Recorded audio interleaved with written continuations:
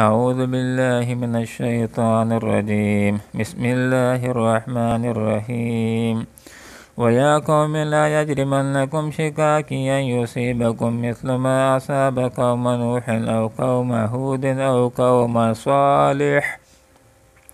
وما قوم لوط منكم ببعيد واستغفروا ربكم ثم توبوا إليه إن ربي رحيم ودود. صدق الله العظيم. سبحانك لا علم لنا إلا ما علمتنا إنك أنت العليم الحكيم. ویا قوم، اور اے میری قوم کے لوگو، لا یجرمنکم، کہیں مجرم نہ بنا دے تم کو، شقا کی میری مخالفت، ان ایسا مجرم کے یصیبکم آ پڑے تمہاری اوپر، مثل ما اصابہ ویسا ہی عذاب جیسے کہ آیا تھا قوم نوح، حضرت نوح علیہ السلام کی قوم کے اوپر، او قوم ہود، یا حضرت ہود علیہ السلام کی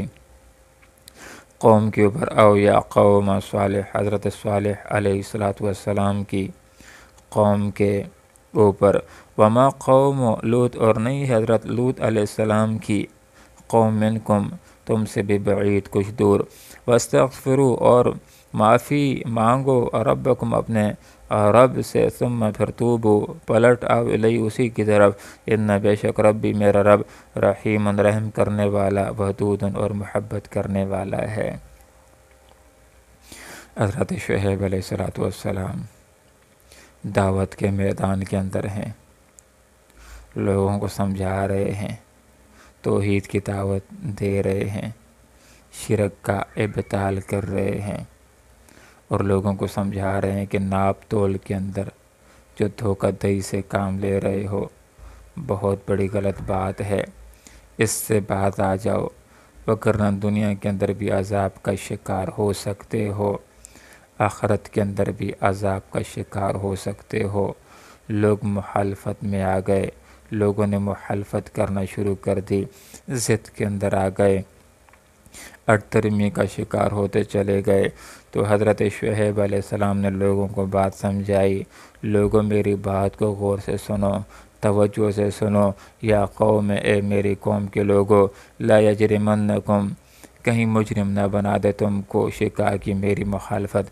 مخالفت کے اندر اتنے کہیں اندھے ہی نہ ہو جاؤ کہ حق بات کا انکار کر دو، توحید کا انکار کر دو، ایمان لانے سے انکار کر دو۔ تو اگر انکار کر دیا تو پھر تمہارے اوپر بھی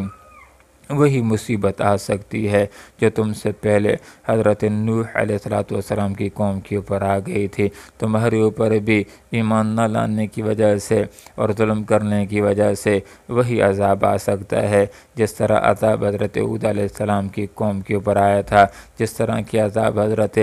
صالح علیہ السلام کی قوم کے اوپر آیا تھا، جس طرح کی عذاب تم سے پہلے حضرت لوط علیہ السلام کی قوم کے اوپر آیا تھا، اور ان کا زمانہ بھی تمہارے زمانے سے کچھ دور نہیں ہے،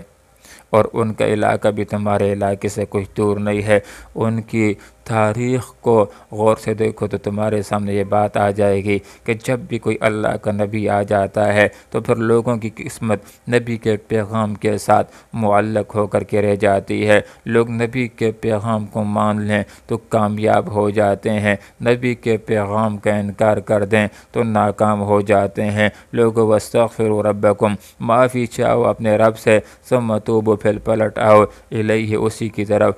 کی طرف توبہ کر لو، اسی سے توبہ کر لو۔ اور جو آدمی توبہ کر لیتا ہے، حدیث کا مفہوم ہے کہ وہ ایسا ہو جاتا ہے گویا کہ اس نے گناہ کیا ہی نہیں۔ ایمان لے آؤ، کفر سے توبہ کر لو، اور جو مسلمان ہیں حالت ایمان کے اندر کسی گناہ کے اندر اختہ ہیں، ان کو چاہیے کہ اس گناہ کو چھوڑ دیں، توبہ کر لیں۔ توبہ کرنے کا شرعی طریقہ یہ ہوتا ہے کہ انسان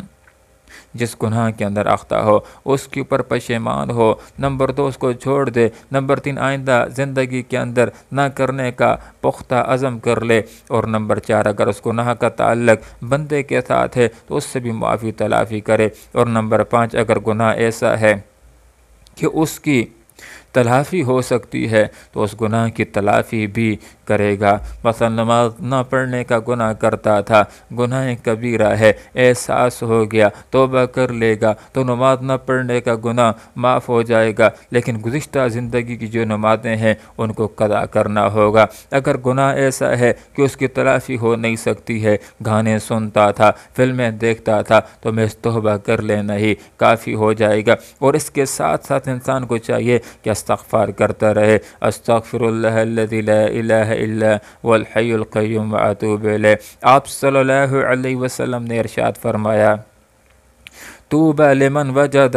فی صحیفته استغفارا کثیرا، کہ آخرت کے اندر اس بندے کے لیے بہت بڑی خوشخبری ہوگی جس نے اپنے نامہ اعمال کے اندر کثرت کے ساتھ استغفار کو پایا۔ آپ صلی اللہ علیہ وسلم نے ارشاد فرمایا، لوگوں استغفار کیا کرو، میں بھی دن میں 70 مرتبہ استغفار کرتا ہوں۔ ایک روایت میں آتا ہے آپ صلی اللہ علیہ وسلم نے ارشاد فرمایا، میں دن میں 100 مرتبہ استغفار کرتا ہوں۔ استغفار کرنے کے 2 فائدے ہوتے ہیں۔ پہلا فائدہ یہ ہے کہ ذمے میں گناہ ہو تو وہ گناہ ختم ہو جاتے ہیں، وہ گناہ گر جاتے ہیں۔ انسان کے گناہ ختم ہو جائیں، انسان کے گناہ گر جائیں، انسان پاک صاف ہو جائے، فرشتہ صفت ہو جائے، تو اس کے دوسرا فائدہ استغفار کا یہ ہوتا ہے کہ اس کے درجات بلند ہونا شروع ہو جاتے ہیں۔ تو یہاں پر اللہ رب العالمین نے ارشاد فرمایا، ان ربی، بے شک میرا رب رحیم رحم کرنے والا ہے، ودود اور محبت کرنے والا ہے۔ اللہ تعالیٰ اپنے بندوں کے ساتھ کس قدر رحم کرتا ہے، کس قدر محبت کرتا ہے، کس قدر پیار کرتا ہے، ایک بات آپ صلی اللہ علیہ وسلم نے سمجھائی۔ جنگ کا موقع تھا، ایک عورت کا بچہ کھو گیا تھا، اپنے ممتا کی تلاش کے اندر اس کو تسلی دینے کے لیے اپنے بچے کی تلاش کے اندر ادھر پھر رہی تھی، ادھر پھر رہی تھی، بچے کو تلاش کر رہی تھی۔ جس بچے کو دیکھتی تھی اٹھاتی تھی، سینے کے ساتھ لگا لیتی تھی۔ جب اس کی کیفیت کو، اس کی حالت کو آپ صلی اللہ علیہ وسلم نے دیکھا تو اپنے ساتھیوں سے کہا، اے میرے ساتھیوں، اے میرے صحابہ، تمہارا کیا خیال ہے کہ اگر اس عورت کو بچہ مل جائے تو کیا اپنے ہاتھوں کے ساتھ بھی اس کو آگ کے اندر پھینک دے گی، آگ کے اندر ڈال دے گی؟ صحابہ کرام رضوان اللہ تعالی علیہم اجمعین نے ارشاد فرمایا، اللہ کے رسول، خود آگ کے اندر ڈالنا تو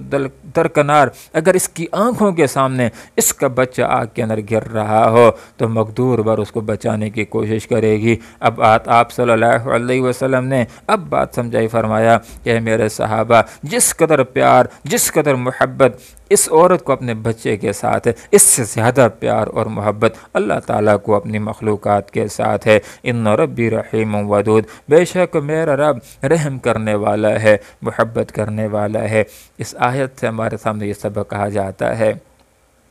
کہ ہمیں کسی کی مخالفت کے اندر اتنا اندھا نہیں ہو جانا چاہیے کہ صحیح باتوں کو بھی پھر انسان اس کی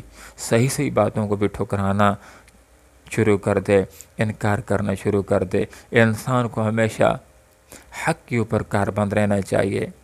اور کسی کی ضد اور مخالفت کے اندر اتنے آگے نہیں جانا چاہیے کہ انسان کے لیے یہ ضد اور مخالفت حق کو قبول کرنے کے اندر رکاوٹ بن جائے۔ اللہ رب العالمین سے دعا کرتے ہیں کہ اللہ تعالیٰ